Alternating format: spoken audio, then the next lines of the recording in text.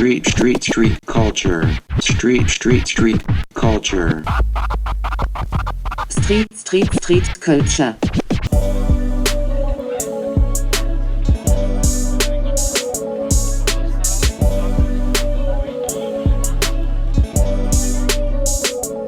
Alors on est sur la place de l'église Saint-Augustin à Bordeaux, dans le cadre des assises permanentes de la démocratie. Et du coup, nous on fait partie du collectif Skin Jackin et on fait une animation faux tatou sur le public de l'événement. L'idée c'est que la personne choisisse la partie du corps qu'elle nous confie. Et nous on réalise le dessin en fonction de ce que ça nous inspire ou des dessins qu'on a déjà préparés à l'avance, avec souvent des jeux de mots en rapport avec le thème de l'événement. Donc là on est sur quelque chose de plutôt la démocratie, donc on peut trouver des jeux de mots avec des noms d'hommes politiques ou de femmes politiques. L'hémicycle, le Sénat, c'est des mots qu'on va pouvoir utiliser pour essayer de développer des idées et trouver des jeux de mots et des dessins un peu marrants quand même. Skin Jackin, c'est un collectif pluridisciplinaire qui a été créé à Bordeaux donc, il y a 11 ans.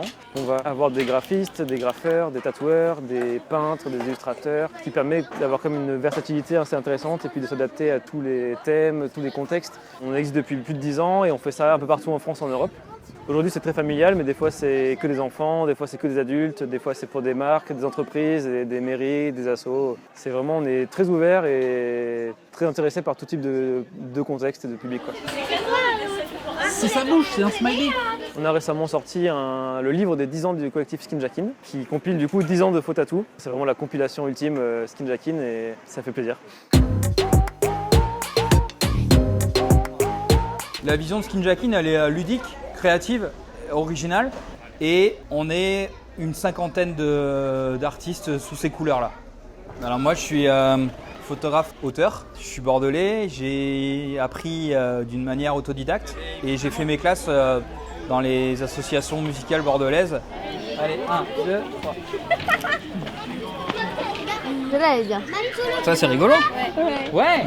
Mon travail, il va être d'un objet du quotidien à une scène où l'humain va interagir avec son environnement et essayer d'aller chercher des petites scénettes humoristiques à la Martine Parr. Montrer des choses jolies, intéressantes, rigolotes. C'est ce qui m'excite un peu et j'ai une pratique argentique, mais c'est un peu à contre-courant aujourd'hui où on est obligé à l'instant T de tout montrer sur Instagram.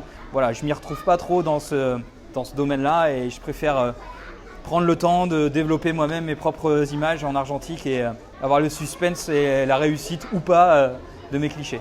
Le métier de photographe, c'est un métier qui est profondément un métier de solitaire, mais ça me permet de rencontrer l'homme. Merci beaucoup. Merci à vous. Sans mon médium photographique, je n'aurais jamais connu ces gens-là et ça me donne une grande ouverture d'esprit et ça me nourrit beaucoup. Street culture.